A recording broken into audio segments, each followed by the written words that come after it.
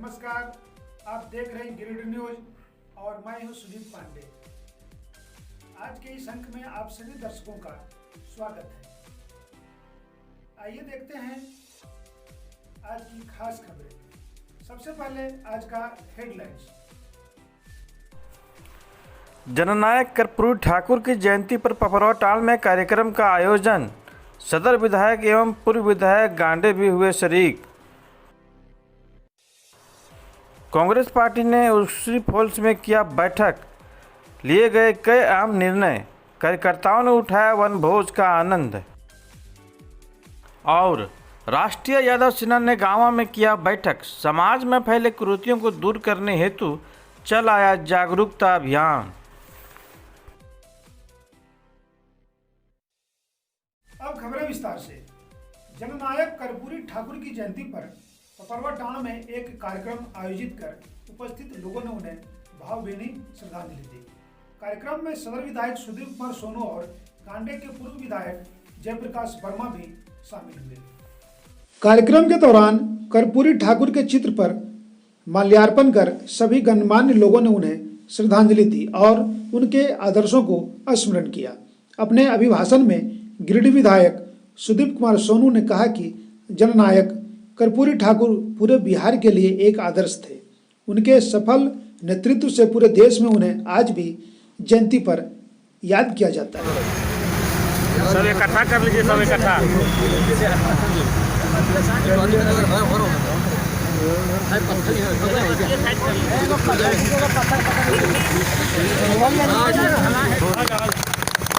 जननायक कर्पूरी ठाकुर अमर रहे, जननायक कर्पूरी ठाकुर अमर रहे, जननायक कर्पूरी ठाकुर अमर रहे। उतारते रहिए।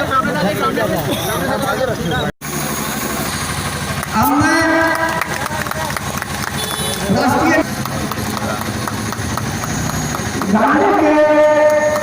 माननीय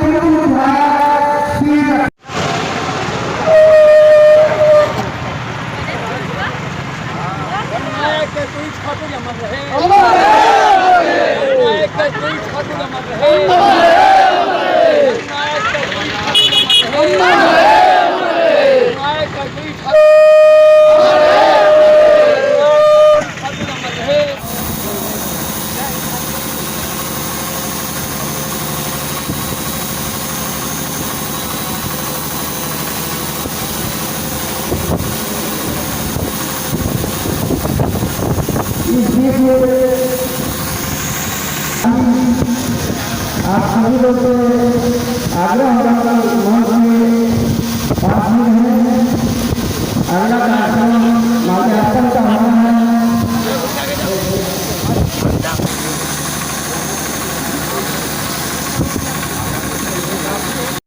जननायक कर्पूरी ठाकुर अमर रहे, जननायक कर्पूरी ठाकुर अमर रहे। जननायक कर्पूरी ठाकुर को भारत रत्न से सम्मानित करो, जननायक कर्पूरी ठाकुर को भारत रत्न से सम्मानित करो, जननायक कर्पूरी ठाकुर को भारत रत्न से सम्मानित करो, जाति में शामिल करो। दीदी आप थोड़ा सा इधर आइए। कर्पूरी ठाकुर अमर रहे, ठाकुर अमर रहे, ठाकुर अमर रहे।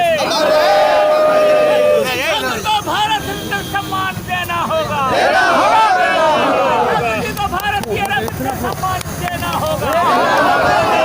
एकता जिंदाबाद, जिंदाबाद, जिंदाबाद। एकता जिंदाबाद, जिंदाबाद, जिंदाबाद।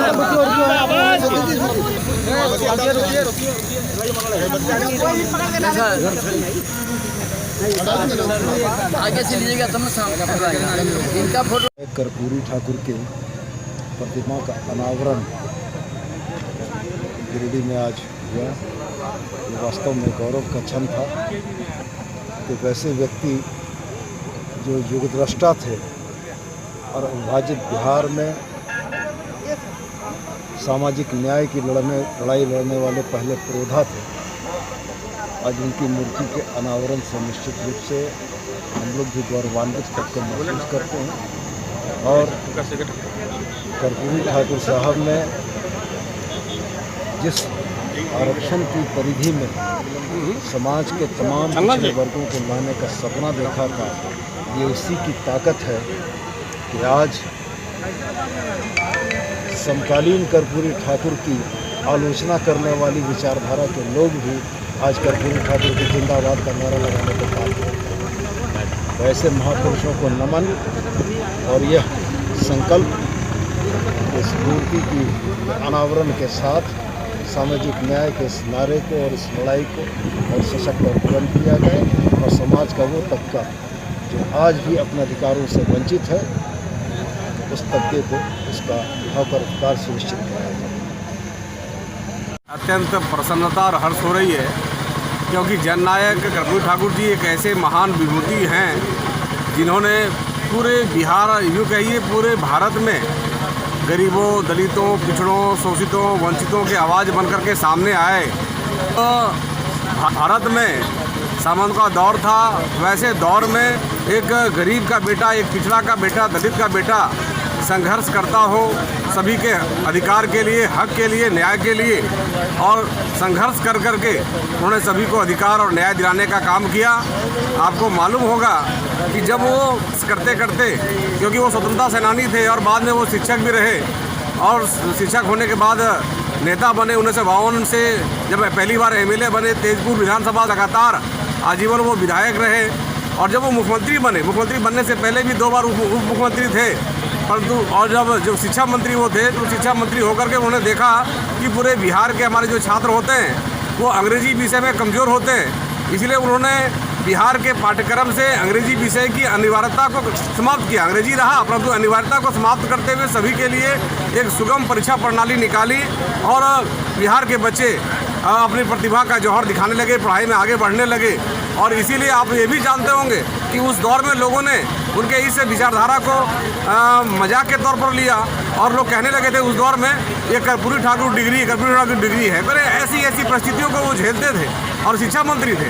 और बाद के कालखंडों में जब वो मुख्यमंत्री बने, और एक बार नहीं 2 बार मुख्यमंत्री बने, वो 70 में मुख्यमंत्री बने, 70 से 71 तक रहे। बाद में 77 में जब जनता पार्टी की सरकार बनी तो 77 से 79 तक मुख्यमंत्री रहे। और ये पहले ऐसे व्यक्ति थे जिन्होंने कहा कि सबको अधिकार मिलना चाहिए, और पिछड़ों के लिए 27% आरक्षण की घोषणा इन्होंने बिहार में किया था। और मंडल कमीशन तो बहुत बाद में आया, मंडल कमीशन का 89 में मंडल कमीशन आया, उसके पहले ही वो 78 में ही उन्होंने 27% आरक्षण की घोषणा करने वाले व्यक्ति रहे हैं। इसलिए ऐसे महान पुरुषों को जो अपना सादा जीवन जीते हुए इस राज्य के कल्याण के लिए, इस देश के कल्याण के लगातार प्रयास करते रहे, हम उन्हें नमन करते हैं। और उनका जन्मदिन के अवसर पर, जयंती के अवसर पर हम लोग उनके बारे में चर्चा करें, ताकि हमारे जो आने वाली पीढ़ी है उनके बारे में जाने और समाज से भी ऐसा नेतृत्व निकल कर के सामने आए। आज स्वर्गीय जननायक कर्पूरी ठाकुर जी की प्रतिमा का अनावरण हुआ। उनके जन्म दिवस पर हम लोग उनको श्रद्धासुमन अर्पित करते हैं। गिरिडीह की तमाम जनता और दबे कुचले पिछड़े जिनके लिए उन्होंने ये काम किया था, आज वो जनता ने उनको यह सम्मान दिया है। और इस चौक पे, मुख्य चौक है ये पिपरवा टार का, जहाँ गिरिडीह का मुख्यालय बनने जा रहा है, इस चौक से वो पुनः धन्यवाद देते रहेंगे। और जितने भी सामंती ताकत हैं जो गरीब वर्ग के लोगों को, दबे कुचले पिछड़े लोगों को कुचलने का प्रयास कर रहे हैं, निश्चित रूप से कर्पूरी जी वहाँ से आशीर्वाद देंगे कि फिर से एक आंदोलन खड़ा करो, ताकि पुनः जो सामंती प्रथा है जो सर उठा रहा है, जो अंग्रेजी प्रथा है जो सर उठा रहा है, उसे कुचलने का काम करो। यह संदेश आज देने का काम कर रहे हैं कर्पूरी जी। कांग्रेस पार्टी ने उसी हॉल में एक बैठक आयोजित कर नए साल के लिए कई अहम निर्णय लिए और वनभोज का लुत्फ भी उठाया। जिले के सभी प्रखंड प्रभारी समेत तमाम कार्यकर्ताओं ने इस बैठक में शामिल होकर पार्टी के संगठन विस्तार को लेकर विचार विमर्श किया। पार्टी के कद्दावर नेताओं ने इस दौरान जिले में एक बड़े कांग्रेस भवन बनवाने का भी प्रस्ताव रखा, जिसको लेकर तमाम पार्टी कार्यकर्ताओं ने सहमति भी जताई। इस दौरान प्रखंड प्रभारियों को संगठन विस्तार के लिए कई टिप्स दिए गए। कहा गया कि आने वाले दिनों में कांग्रेस की सरकार केंद्र में सरकार बनाने जा रही है। भारत की जनता ने कई सरकारों को देखा, लेकिन कांग्रेस का शासन किसी भी सरकार में नहीं मिला। आज गिरिडीह प्रखंड कांग्रेस कमेटी के अध्यक्ष और नगर कांग्रेस कमेटी के अध्यक्ष ने मिलकर वाटरफॉल में वनभोज का आयोजन किया था, जिसमें पूरे जिला से सभी कांग्रेस के साथी, सभी प्रखंड अध्यक्ष, वरिष्ठ कांग्रेस के साथी और नए भी जुड़े हैं, सारे लोग आए और इसका आनंद लिए। साथ ही कई तरह की चर्चाएं हुई, कांग्रेस को मजबूत कैसे किया जाए, कांग्रेस की सदस्यता अभियान को चलाना है। प्रखंड स्तर पर वैसे जो पदाधिकारी बैठे हुए हैं, जो लोगों के काम में सुनते हैं, वैसे लोगों के खिलाफ में भी बातें आई हैं, उनको अपने संज्ञान में लिए हैं। साथ ही कांग्रेस के एक नई भवन बनानी है, जिसका एक प्रस्ताव पारित किया गया और उस प्रस्ताव के माध्यम से हम लोग प्रपोजल प्रदेश अध्यक्ष को देंगे और जल्दी हमारे प्रदेश अध्यक्ष जो डॉक्टर रामेश्वर राव जी हैं, जो माननीय मंत्री हैं, वो आएंगे, शिलान्यास भी करेंगे। आज इन्हीं सब बिंदुओं पर चर्चा लेकर के यहाँ हम लोग जुटे थे और बहुत अच्छा कार्य करेंगे। वाटरफॉल में कांग्रेस पार्टी की तरफ से एगो पिकनिक वनभोज कार्यक्रम का आयोजन किया गया। सभी पूरे जिले से सभी कांग्रेसी लोग यहाँ पर आए थे, एक दूसरे से मिले, बात किए। हमारे गिरिडीह जिला में हमारा कांग्रेस पार्टी किसी संगठन मजबूत हो और हमारे गिरिडीह जिला में कांग्रेस भवन का निर्माण हो, उसी पे चर्चा हुई। सभी लोग एक दूसरे को नव वर्ष की हार्दिक शुभकामनाएं दी, बधाई दी और हम लोग यहाँ पे हमारे जो जिला में अधिकारी जो लोग हैं, लोगों को जो भाजपा माइंडेड है, उन लोग को कैसे उन लोग को लगाम कसा जाए, उसी पे विशेष तौर पे बात हुई और इन्हीं चंद शब्दों के साथ अपने मैं वाणी को विराम देती हूँ। बहुत बहुत धन्यवाद आप सबको। राष्ट्रीय यादव सेना गांवों द्वारा प्रखंड कमेटी की एक बैठक रविवार को गांवों में किया गया, जिसकी अध्यक्षता जिला अध्यक्ष धर्मेंद्र यादव एवं संचालन किसान मोर्चा के प्रखंड अध्यक्ष सरयू यादव ने किया। लालू यादव को रिहा करो, रिहा करो, रिहा करो। गरीबों के मसीहा लालू यादव को रिहा करो, रिहा करो, रिहा करो। जय श्री कृष्णा, जय श्री कृष्णा। लालू यादव को रिहा करो, रिहा करो, रिहा करो। पिछड़ों, गरीबों, दलितों के मसीहा लालू यादव को अविलंब रिहा करो। प्रखंड अंतर्गत कदर पंचायत भवन में राष्ट्रीय यादव सेना प्रखंड कमेटी की बैठक की गई। अब इस बैठक में समाज का उत्थान कैसे हो, हमारा समाज का भूमिका देश के हित में, राज्य के हित में कैसे हो, इन तमाम मुद्दों को लेकर के चर्चा किया गया।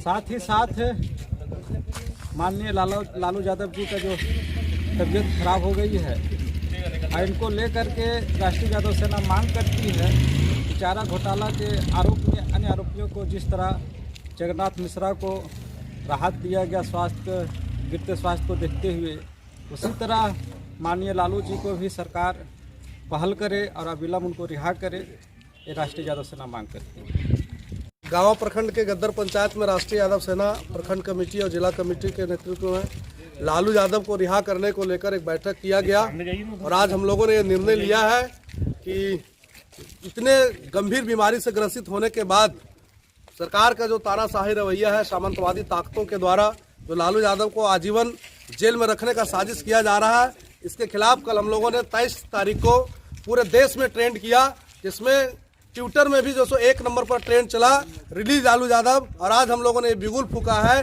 कि लालू यादव को अविलंब रिहा किया जाए, अन्यथा राष्ट्रीय यादव सेना पूरे देश में जोरदार आंदोलन करने को बाध्य होगी। हम लोग लालू न्याय यात्रा निकालेंगे, जो एकदम सड़क से सदन तक जो इसकी आवाज गूंजेगी। धन्यवाद।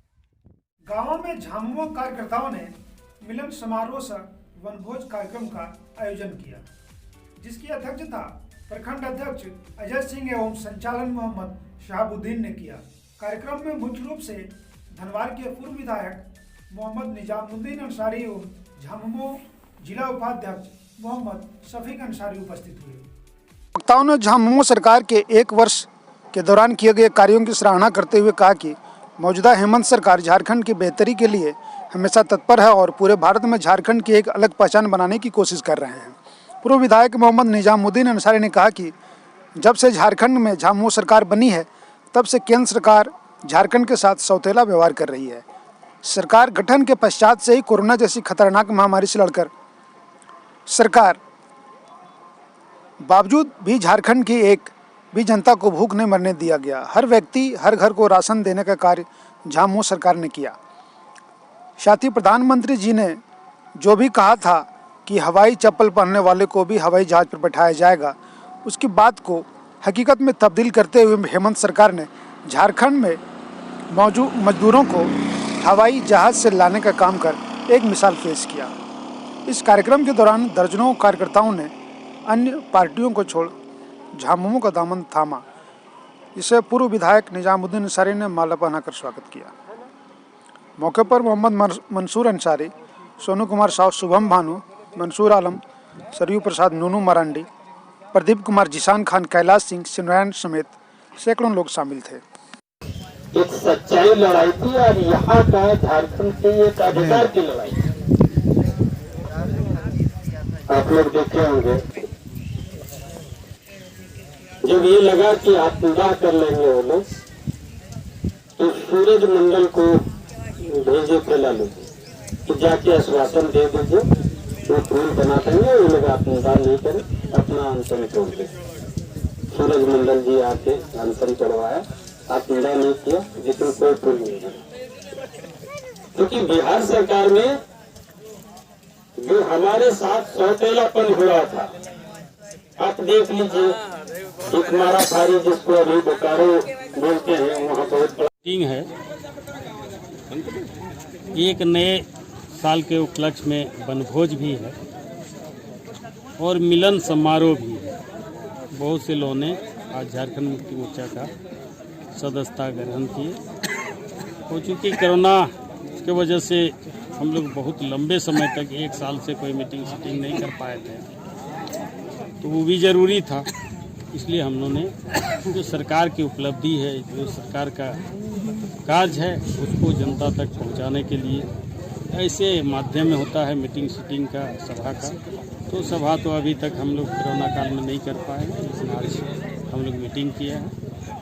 हमारी सरकार बेहतर काम कर रही है और वो उनकी जो उपलब्धि है वो जनता तक पहुंचाने के लिए ये माध्यम है, हम लोग इस तक पहुँचा रहे हैं। और निश्चित रूप से लोगों का रुझान झारखंड मुक्ति मोर्चा की तरफ बढ़ा है। हेमंत सोरेन पर बहुत विश्वास जगा है। ये लोग आप मान रहे हैं कि झारखंड में अगर कोई विकास कर सकता है तो हेमंत सोरेन है। इस विश्वास के साथ लोगों का रुझान झारखंड मुक्ति मोर्चा की तरफ है। यही हमारी सर जिले में अंचल कार्यालय की समस्या बहुत बढ़ा है, जमीन विवाद वगैरह। हाँ, इसको हम नहीं बोल पाए क्योंकि हम नोट किए हुए थे, भूल गए, समय लोग अवता गए थे।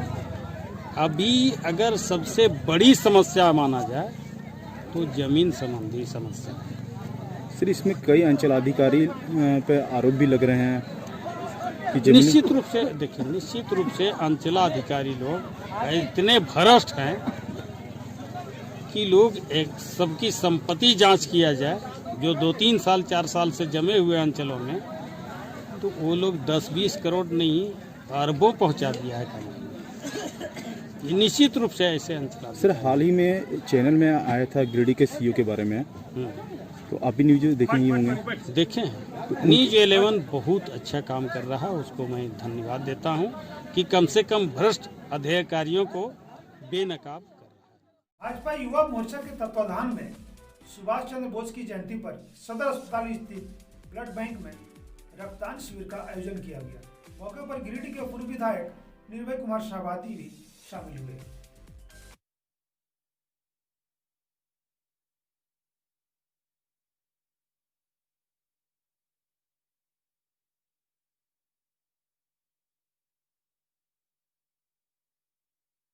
वंदे मातरम, वंदे मातरम, भारत माता की जय, माता की जय। नेताजी सुभाष चंद्र बोस अमर रहे, अमर रहे, अमर रहे। जय हिंद, जय हिंद, जय हिंद। वंदे मातरम, वंदे मातरम, वंदे मातरम। सेनानी नेताजी सुभाष चंद्र बोस जी के 125वीं जयंती के अवसर पर भारतीय जनता युवा मोर्चा पूरे देश में रक्त सत्याग्रह कार्यक्रम चला रही है। इसी के निमित्त आज गिरिडीह भारतीय जनता युवा मोर्चा गिरिडीह जिला की तरफ से भी सदर अस्पताल रक्त अधिकोष में रक्तदान शिविर लगाया गया और युवा मोर्चा के कार्यकर्ता के द्वारा बढ़ चढ़कर इसमें हिस्सा लिया गया। आज लगभग 30 यूनिट ब्लड डोनेट किया गया और युवा मोर्चा हमेशा रक्त का जब भी कमी होगा गिरिडीह में, जब भी किन्हीं को ज़रूरत होगा, कोई मरीज को ज़रूरत होगा, उसको अवेलेबल कराने के लिए हमेशा तत्पर रहेगी। ब्लड बैंक में नेताजी सुभाष चंद्र बोस की 125वीं जयंती पर भाजपा युवा मोर्चा गिरिडीह द्वारा और रंजीत राय जी जो कि जिला अध्यक्ष भाजपा युवा मोर्चा के, उनके द्वारा यहाँ पर रक्तदान शिविर का आयोजन किया गया, जिसमें कि लगातार गिरिडीह के युवा जो जिले भर से आए हुए हैं और शहर के युवा के द्वारा बढ़ चढ़कर हिस्सा लिया जा रहा है। हम लोग सभी मांग करते हैं कि गिरिडीह के युवा आकर यहाँ पर रक्तदान करें, जिससे कि आज नेताजी सुभाष चंद्र बोस जी को सच्ची श्रद्धांजलि होगी कि तुम मुझे खून दो मैं तुम्हें आज़ादी दूंगा। इसके तहत यहाँ पर सभी को रक्तदान कर रहे हैं और अभी लगातार ये चल रहा है। इसके लिए सभी युवाओं को जो भी रक्तदान कर रहे हैं उनको मैं तहे दिल से धन्यवाद देता हूँ। 25वीं जयंती के अवसर पर गिरिडीह में भारतीय जनता पार्टी परिवार के द्वारा विभिन्न कार्यक्रम किए जा रहे हैं और जैसा कि उन्होंने आह्वान किया था कि तुम मुझे खून दो मैं तुम्हें आज़ादी दूंगा, हमारे युवा मोर्चा के जाबाज साथी आज अपना रक्तदान कर रहे हैं। मैं सारे युवा साथियों को अपनी ओर से बहुत बहुत शुभकामनाएं और बधाई देता हूं और इनके उज्जवल भविष्य की कामना करता हूं। स्वर्गीय जगदीश चंद्र बोस जी ने स्वतंत्रता संग्राम में जो भूमिका अर्जित की थी, 100 साल बीतने के बाद भी जो सम्मान उनको मिलना चाहिए था वो सम्मान हमारी पूर्ववर्ती सरकारों ने नहीं देने का। आज हम अपने प्रधानमंत्री नरेंद्र भाई मोदी जी को धन्यवाद देना चाहेंगे कि उन्होंने पूरे वर्ष भर उनकी उपलब्धियों को जन जन तक पहुंचाने का निर्णय लिया है और हर साल पूरे साल भर में उनका जन्म दिवस को ऐतिहासिक रूप मनाने का काम किया है। हम कह सकते हैं कि हमारे देश में जो हमारे युवा हैं, जिस तरह से देश में हमारे सीमाओं पे खतरे हैं और देश के अंदर भी जिस तरह से वामपंथी और टुकड़े टुकड़े गैंग और इस तरह की कई संस्थाएं देश को अस्थिर करने में लगी हैं, आज इनके जन्म दिवस के अवसर पर सभी युवा साथी इनसे प्रेरणा लेकर के देश को आज़ाद करने और देश को की आज़ादी को अक्षुण्ण रखने के लिए अपना सर्वस्व निछावर करेंगे। यही उम्मीद और विश्वास अपने नौजवान साथियों के ऊपर है। धन्यवाद। जय हिंद, जय भारत। आज की खबरों में बस इतना ही। अगर आपके पास भी कोई खबर या सूचना है तो आप हमें भेज सकते हैं। हमारा नंबर है 9128912286। अब हमारी पूरी टीम को दीजिए इजाज़त। नमस्कार।